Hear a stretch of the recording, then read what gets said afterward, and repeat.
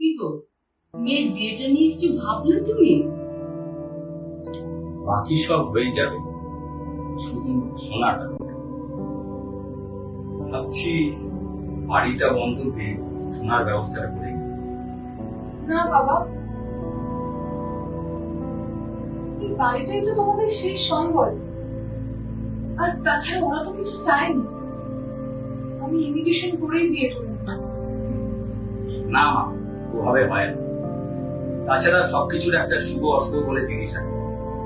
তুই কিচ্ছু চিন্তা করিস না, আমি ঠিক একটা ব্যবস্থা করব। আরে আরুন যে একা একা মন খারাপ করে ঠাকুরের সামনে বসে কি এত ভাবছো? আর বলিস না, মেয়ের বিয়ের জন্য একটা ভালো ছেলে পেয়েছি, কিন্তু ছেলের বাড়ি থেকে বলছে যে ঠাকুমা অসুস্থ, 1 মাসের মধ্যে বিয়ে দিতে হবে। আচ্ছা, বাকি তো সব হয়ে গেছে, কিন্তু হাতে বিশেষ টাকা নেই যে মেয়ের জন্য সোনার গয়না কিনে দিতে পারবে। এ বাবা, তুমি এমজি গোল্ডের ব্যাপারে শোনোনি?